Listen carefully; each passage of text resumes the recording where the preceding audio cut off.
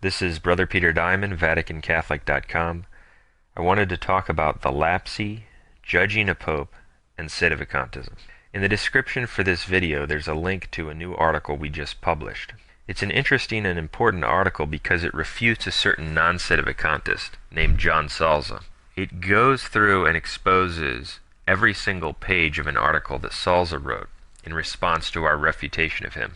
And it proves that there's a lie, an error, or a shocking contradiction on every single page. And so we strongly encourage anyone who is interested in these issues to read the article.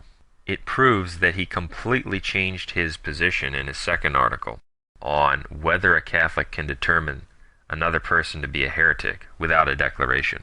And while the article goes through all the details, I want to focus on a few of the highlights and main points. And the first one concerns the principle that the first see cannot be judged. Because this individual named John Salza, and this is a guy who refused my challenge to debate him and lied about it. We have a video exposing his astounding lies. It makes public our email exchanges, etc. In his first article attacking the Sedevacantist position, he made the argument that you cannot recognize someone to be a heretic until there's a declaration from the Church.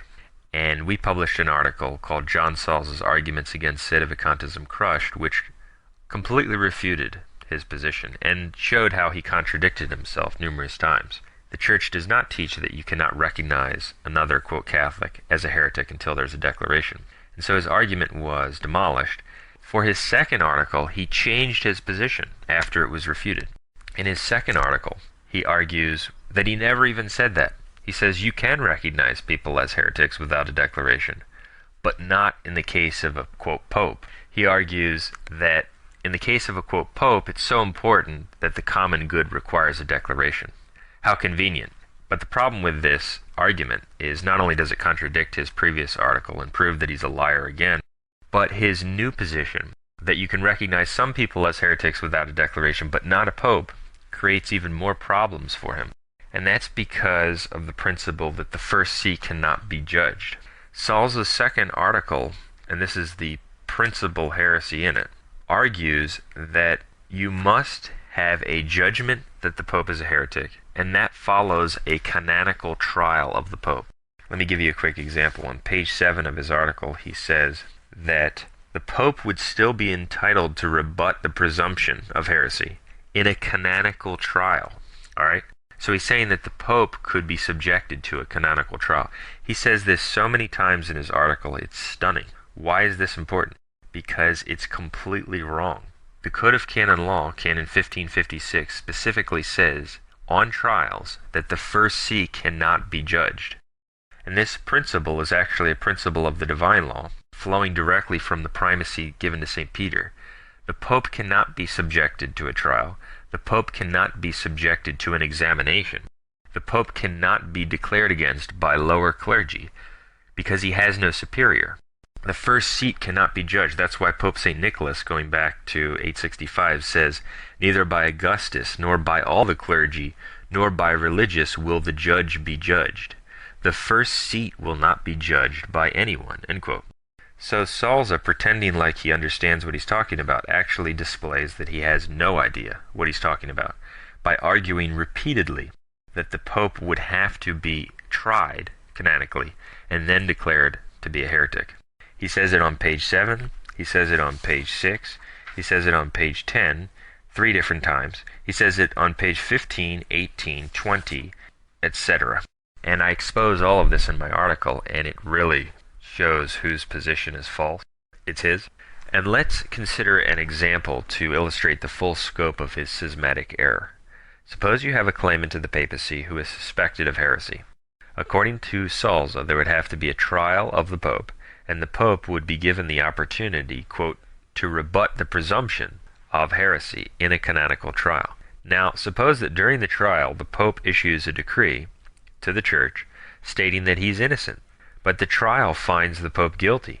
According to Salza's argument, Catholics would have to go with the authoritative decree of the trial, and whoever conducted it, the bishops, the cardinals, whoever, and reject the authoritative decree of the Pope. His heretical position is therefore teaching that Catholics can reject the judgments of the Apostolic See, and that is condemned in Vatican I, which declared that the judgments of the Apostolic See are not to be disclaimed by anyone.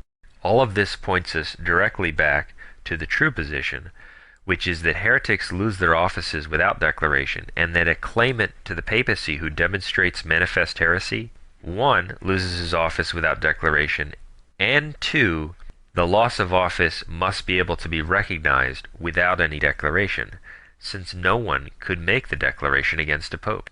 And that's precisely why saints and doctors of the Church and Pope Paul IV teach that you could reject a heretical claimant to the papacy as a non-pope if it's manifest and clear, without any declaration, because no one could give the declaration anyway.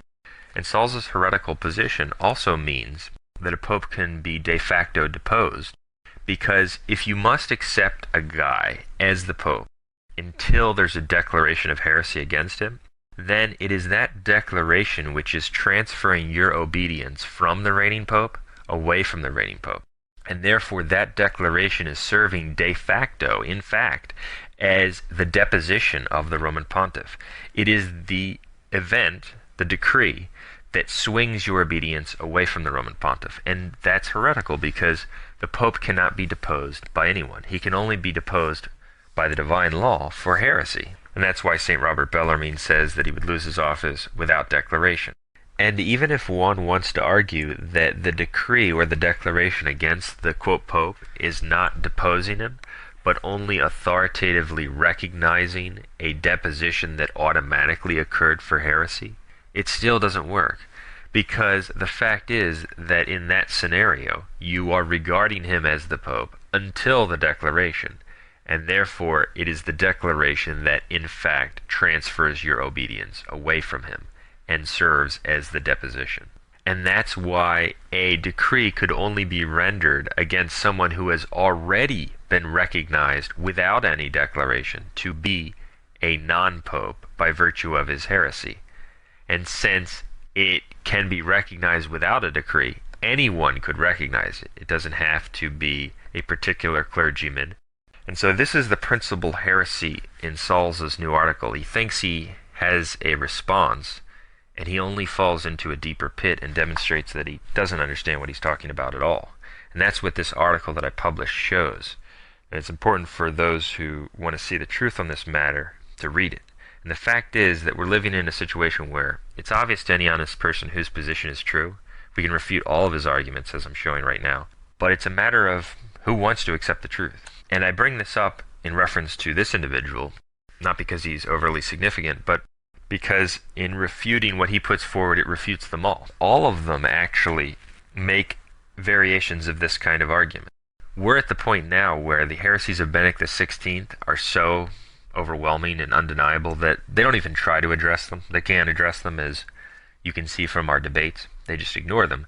So their primary argument is that, well, we can't judge, we need a declaration, we need a council. There was another individual on YouTube whose username begins with September. He was making the argument, well, a council would have to settle the matter. Completely wrong.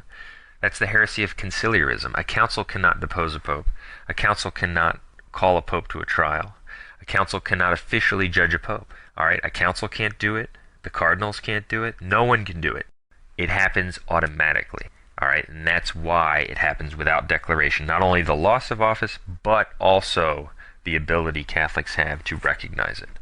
So that's really a key principle. And while we've made the point in the past about the First See cannot be judged and how it relates to this issue, it really struck me in a new way how important this principle is in refuting this particular heretic Salza, because it's just staggering how clearly he contradicts this position. And I just want to give one or two more examples to illustrate how precisely he contradicts Catholic teaching on this matter.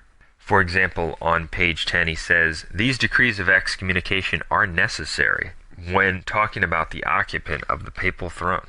End quote. Completely wrong. He's saying that decrees of excommunication can be leveled against the occupant of the papal throne. Therefore, the occupant of the papal office can be declared against and judged. Here's another example. This is from page 21 of his heretical article. He says that then the elected pope would be subject to the ecclesiastical procedures that Diamond says don't apply: investigations, trials, declaratory sentences, end quote. He explicitly says that a pope would be subject to trials, investigations, declaratory sentences. Catholic teaching is exactly the opposite. On trials, Code of Canon Law, the first see is judged by no one. And I quoted Pope St. Nicholas. I could give other quotes. And so it shows you how deceptive these guys are. They pretend like they understand what they're talking about. He doesn't have any idea what he's talking about. None. He's completely wrong. And this article, it's simply astounding, the contradictions this guy exhibits. I wrote over 50 pages exposing his contradictions, and I break it down sectionally. He contradicts himself so many times, it's truly amazing. I prove that there are contradictions within his first piece, within his second piece, contradictions between his first piece and his second piece. I just quoted how he's saying you must have a trial and a declaration against a pope to determine if he's a heretic. Well, he also contradicts that many times in his article. He admits that if anti-Pope John Paul II did certain things and said certain things, then it would be so obvious that he's a heretic without any declaration. Yet he spent pages arguing that you need a declaration. So he abandons that again. And so I wanted to emphasize that point on judging the Holy See, because it was interesting how in his first piece he put forward the heresy that you cannot recognize anyone as a heretic without a declaration. That was demolished. So he changed that up, lied about ever having taught it, and he said, well, I'm not saying you can't recognize someone as a heretic until there's a declaration, but in the case of a papal claimant, how convenient, you need a declaration. But he only falls into a deeper pit and directly contradicts the Catholic teaching on judging the first see. And a lot of non-Sedevacantists try to cite this principle, the first see cannot be judged, to contradict the teaching that we are citing about recognizing a claimant as a manifest heretic without a declaration. The two are not in opposition at all. In fact, Pope Paul IV, in his bull Cum ex Apostolatus, where he says you cannot recognize a heretic as a pope, he cites this teaching that the pope cannot be judged. The two aren't in opposition, because when you recognize someone like Benedict XVI to be a manifest heretic, you are not judging a pope. You are recognizing a non-Catholic to be outside the church. By his manifestation of heresy and apostasy, he has proven himself not to be a pope, but to be a non-Christian, a non-Catholic. And therefore you're not evaluating a pope at all, actually. You're simply recognizing a non-Catholic for what he is. So that's the first main principle that's discussed in this article, this careful refutation of Salza. The second principle I want to mention quickly, and there are a lot of things covered in the article, so we hope people read it. I'm not going to cover them all, is this principle about the Lapsi.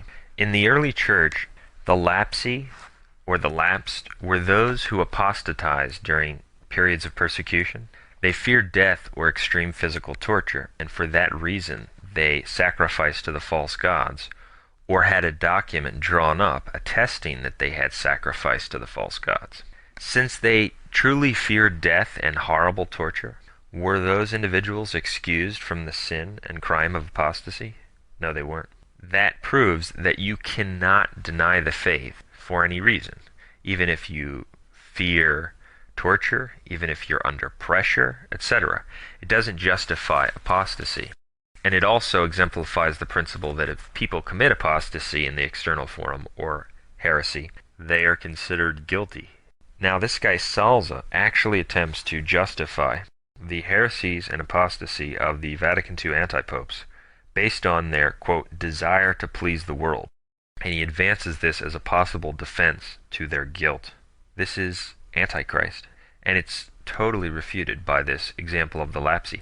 He's saying that because Benedict XVI fears the world, he might not have a direct desire to deny Catholic teaching, and therefore he could be excused for teaching his heresies. It doesn't make any difference if he fears the world.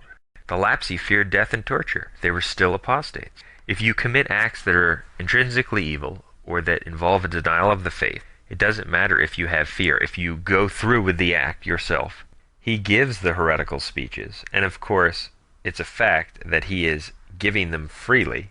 He gives them with great joy. He participates in false ecumenism, non-Catholic worship, trips to the synagogue with a smile on his face, in complete freedom. And so there's no evidence that he's even under threats at all.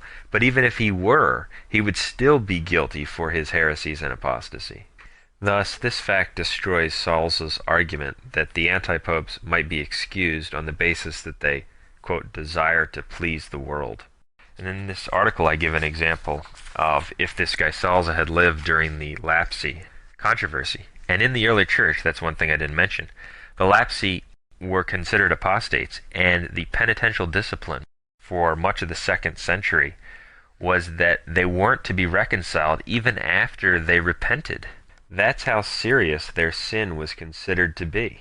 Eventually, the church decided that they can be reconciled after a period of public penance for their apostasy, but in many places, the penitential discipline was that they were only perhaps to be admitted in danger of death. This is after they confessed and the persecution ended. It just shows you how these individuals, Salza and others, in attempting to defend the Vatican II apostates, are putting forward the defense of Christ denial. They're trying to justify the denial of Catholic dogma, the denial of Jesus Christ. And so that's just another example which blows another one of their false arguments out of the water. And so in this article that's linked up, you can see that the amount of errors this guy puts forward, it's truly staggering. He argues that Benedict XVI doesn't believe in what he says. That's absurd. There's no evidence of that. He's given thousands of speeches. Moreover, even if he didn't believe in what he says, he would still be guilty. The Lapsi didn't believe in the false gods they worshipped. They worshipped the false gods out of fear. They were still apostate. And the fact that he's arguing that Benedict XVI doesn't believe in what he says illustrates he has no response for his heresies. He contradicts himself so many times on whether you need a declaration against a claimant to consider him a heretic. It's just truly vomit from the pit of hell. He argues that none of the novelties and new doctrines are taught magisterially by the anti-popes. Completely destroyed. I prove from Benedict XVI's book Light of the World that Benedict XVI teaches the Orthodox are part of the Church, and he says that's the binding teaching of Vatican II. Therefore, it's the magisterial teaching of Vatican II and Salza's sect and the sect of those who accept him. Completely wrong. And in fact, I cite this guy's own material in which he puts forward this heresy that Catholics must believe the Orthodox are part of the Church. And so that's what we're dealing with here. And it's quite revealing, this article, the amount of lies and errors. And I think it's akin to Freemasonry, because what became clear to me in analyzing this article is just like when people enter Freemasonry, they commit grave sin. But many of them don't realize that the end of Freemasonry, the end of the road, is Lucifer. They ultimately worship Lucifer. In the same way, the people who are putting up all of these defenses for Benedict XVI, trying to justify this guy who praises schismatics, praises paganism, partakes in non-Catholic worship, goes to synagogues. They're trying to put up all this stuff to cover over this dark reality. But when you pick it apart and you analyze it, and you see, nope, error, nope, error, nope, error, and then they switch up their positions, more error, schism, judging the Holy See, there's nowhere they can go because their position is false. And when you pull off the mask and uncover it all and analyze it, the end result is Lucifer. That's what they're defending. And so that's what this article shows, and we encourage people to read it.